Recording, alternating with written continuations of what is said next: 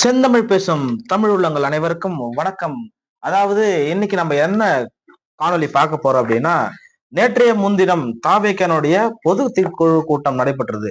So இதுல பாத்தீங்கன்னா இது நாள் வரைக்கும் நம்ம எத்தனையோ பேர் மறைஞ்சிருக்காங்கன்னு நினைச்சிருந்தோம். அவங்க எல்லாம் தன்னை வெளியே கொண்டதுக்காக ஒரு பொதுக்கூட்டம் மாதிரி வச்சு இத்தனை நாளா அவங்க தொலைஞ்சாங்கன்னு நினைச்சிட்டு இருந்த கட்சியோட பொதுச் செயலாளர், கட்சியோட தலைவர், கட்சியோட துணை பொதுச் செயலாளர் மற்றும் செய்தி தொடர்பாளர்னு ஏகப்பட்ட பேரு நேத்து தாங்க வெளியே வந்திருந்தாங்க.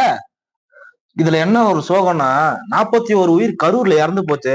அந்த உயிரை பத்தி அரை அக்கறால கூட இவர்களுக்கு அக்கறை இல்லாத அளவுக்கு இவர் எந்த அளவுக்கு இருந்திருந்தா சம்பவம் நடக்கும் போது களத்துல ஒரு ஒரு பொது தளத்துல இருக்கிற ஒரு பெரிய பொறுப்புல இருக்க ஒரு ஆள் கூட அங்க நிக்காம இருந்திருப்பாங்க. அப்ப பாருங்க, ஒரு முதியவர், ஒரு இளைஞர்கள், குழந்தைகள், பச்சின குழந்தைகள், அது ஒரு பாவம் அறியாத குழந்தை இறந்து போயிருக்கு. வெறும் 20 லட்சம் கொடுத்ததுனால அந்த குழந்தையோட இழப்பை உங்களால ஈடுகட்ட முடியும்னு நீங்க நினைக்கிறீங்கன்னா அது எந்த அளவு ஒரு மடத்தனமான செயல்.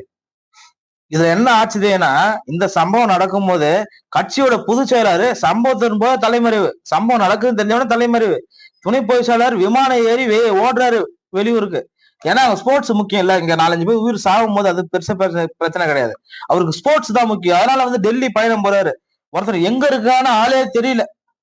இந்த நாட்டு மக்கள்லாம் இன்னும் இவனுங்க எல்லாம் பெரிய ஆள் நினைச்சுக்கிட்டு இவனுங்க கூட பின்னாடி சுத்திட்டு இருக்கு பாரு. நம்ம மக்கள் தயவு செய்து திருந்துங்க மக்களே.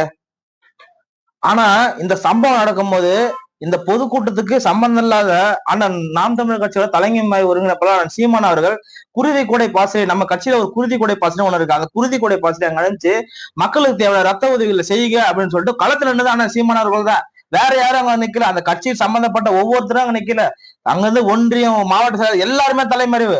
ஆனா இது யாரும் பொறுப்பேற்கல. அண்ணன் சீமான் அவர்கள் அங்க இருந்து தர்மபுரியில மலைய மாட கூட்டத்தை முடிச்சுட்டு சம்பவம் நடந்தது தெரிஞ்ச உடனே அங்க நேரா கரூருக்கு வரைஞ்சு இருக்கிற மக்களோட நேரடியா பார்த்து எல்லாருடைய மக்களுக்கு ஆறுதல் சொல்லிட்டு அவரு தலைவரா இல்ல சம்பவம் நடக்கும் போது ஓடி ஒளிஞ்சு இவர் தலைவரா? இந்த பதிவு குறித்த கருத்துக்களை நீங்க மறக்காம கமெண்ட் செக்ஷன்ல பதிவிட நண்பர்களே. மீண்டும் ஒரு நல்ல பதிவுல உங்களை சந்திக்கிறேன். அதுவரை நம்ம சேனல்ல சப்ஸ்கிரைப் பண்ணிக்கங்க, லைக் பண்ணுங்க, கமெண்ட் பண்ணுங்க. நன்றி நண்பர்களே.